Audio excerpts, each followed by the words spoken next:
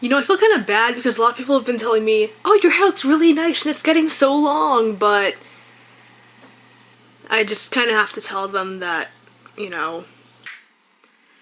And huzzah, my bangs are manageable again. Well, internet, you picked your poison. I am so glad to be back here, honestly. Like I said last time, school is hectic. And we have the rest of the week off, which is basically the only reason I was like, yay, I can put out a new video. Along the topic of school, I decided, you know what? There are probably some other, you know, Christian girls who might find themselves in my shoes one day. And by my shoes, I mean, you leave Bible school. Whether you want to or not, it's just kind of funny. And even if it's not, you know, why not just talk about something? So I thought I would talk about some of the things that I've experienced with the differences between, like, Bible school and university. Both as a warning, but also just because I need something to talk about, and I thought it would be an interesting comparison to actually, you know, think about it. The first thing, and the most obvious thing, is the community. I know that there can be a lot of, like, Bible schools or, you know, places that claim to be, like, you know, Christian schools. That can be pretty big. My school was not. It was about the size of my high school.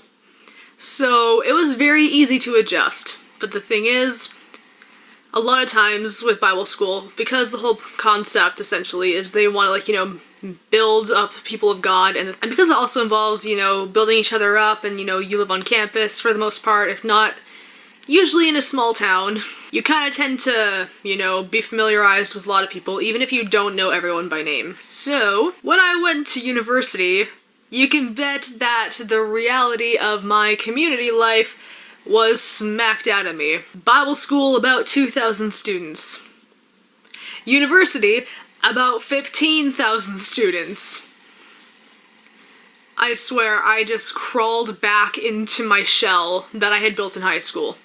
Whereas Bible school, it was like, you know what, I'm gonna be weird. I'm gonna do this, you know, I can do this, I can talk to people, I can just, you know, whatever. But then, suddenly, I get to my school and it's just not the best.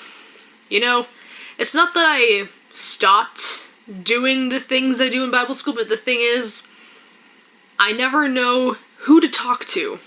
So yeah, if you end up going from one to the other, it's going to be a huge difference in the atmosphere, and you might need to prepare yourself for that, because I did not prepare myself well.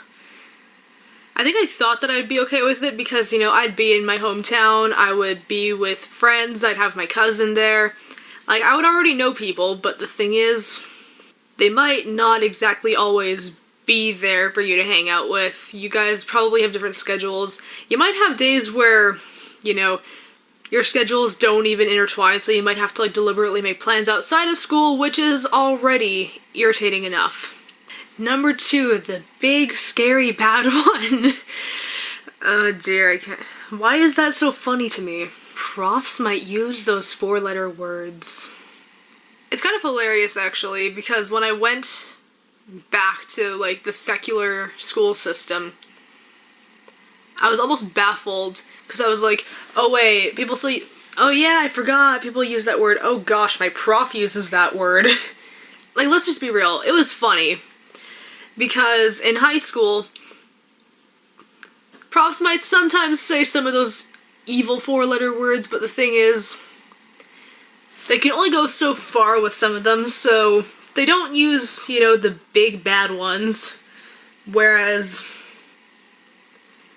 as we're all adults now, and we're in the real world, and we're not kids anymore, then they can use all the big bad words. It's not like I was really suddenly resensitized to bad words, it's just kind of like, oh yeah, that exists. Because, again, I went to public school, it's not like I was a stranger to bad words, it just so happened that, oh yeah, I don't hear this very often, and now I gotta get used to hearing it again, and yeah, I'm used to it again, it didn't take that long. Schooling system might be a little bit different, but in my experience, you might be able to get away with reading less at secular university. When I was at Bible school, people had a tendency to make it kind of more, you know, discussion-based, and there were definitely, like, you know, a lot of lectures. It wasn't like we sat in a circle being like, what do you think about this topic? But they asked a lot more questions from us, and it wasn't just, okay, here's what we're learning, point A, B, and C. Now, does anyone have questions about point A, B, and C? No? Here's point D, E, F. Okay, we got one question about point E. Now we're on to forever and ever until X, Y, Z. So, yeah. If the prof essentially explains everything that you read, then you can get away with not reading, you know, 1 or 2 passages because you had other homework and crap to do. One thing I would also definitely advise, I know that everyone and their dog says, you know what, join clubs, get involved with people, but you do not know how much you might actually want that. Like, it's kind of like I said, I was like crawling back into my shell being like, oh, it's big and scary here. I don't know what people are going to think. And then, I don't know, apparently there's a K-pop club at my school. I don't know when or where they meet, nor how to get in touch with any of them, so I can't just ask them, because I don't know how to. But I do know where the improv club meets. And honestly, with the advice and encouragement from a lovely man on the internet named Brent Mackay, I decided, you know what? Screw it! I'm going to go to the improv club 2 months late.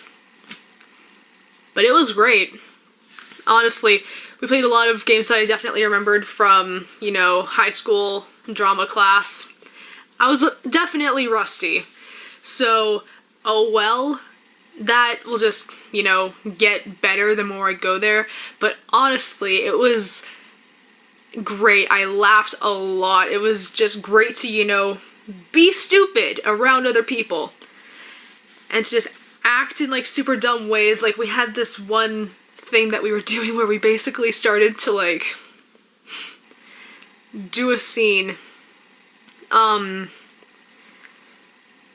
where this one person was like, okay, here are your flowers, and then was like, so something about like flower Jesus, and then apparently I was saying I don't believe in that kind of thing, and we started to get into a debate about like flower Jesus and like the hedge Bible and some stupid crap like that. But it was the best, and like I had a hard time not laughing. But oh man, it was so great. Legitimately. If the good Lord ever says, Nikki, you're going to Vegas, I'm going to like freaking ask Brent, yo, is there a place where I can like come to an improv night with you? Like, honestly, it is so much fun. Although, let's be real, I don't really know if I can commit to actually like going to competitions outside of the regular practice hours, because I can essentially make it to half of the meetings. Like literally, I can make it on Monday and then half of the time on Tuesday, Thursday, so I don't know if I can really put all that commitment in there, especially when there are other things that I want to be doing with my free time, so oh well. But also this thing helps me with the program at my university, so it works all around. There are definitely things I find a little funny about university though. Like when I went to the orientation night, we were given just kind of like a little fun care package kind of, with like, you know, drawstring backpack. It gave us like a little agenda thing and all that fun stuff. But there was one thing that I found in my bag that was very strange. From the Women's Center, there was a little set of cutlery that was intended to be packaged together in a way that looked like a pregnancy test. Everyone else said it looked like a pregnancy test. When I first looked at it, I was like, what the heck is this cutlery tampon that I've just been given? And honestly, everyone who I just showed it to, they were like, whatever it's supposed to be, it looks like something involving a women's reproductive system. Whether it was a tampon, a pregnancy test, or something else, I don't want to have to explain that something else. It was like, what the heck is this? Please tell me that the guys did not get that. If the guys got that, I would feel so bad for them. I would genuinely feel awkward about that if I was a guy. So you'll have to put up with that kind of thing if, you know, you're not really into that kind of stuff. So, oh well, you just kind of gotta get used to it. And it's like Jordan Peterson said, don't compromise your morals for something that your prof wants you to talk about, so yeah. I would also like to say, just from like my personal experiences, utilize what the school has. At my Bible school, the gym was about as big as my university's cardio section in the gym. I haven't gone to the gym a lot, I've literally only gone once so far, but let's be real. My arms were sore for 2 days. It was worth it.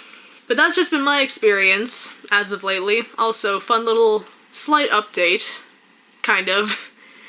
Reminds me of, like, you know, about a year ago when I did that stupid, like, you know, cringy thumbnail for a stupid video that no one will watch or whatever it is I actually said in that thumbnail.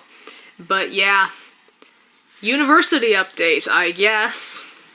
Thanks for watching. I missed ya. If you enjoyed the video, then give it a thumbs up and subscribe, I guess.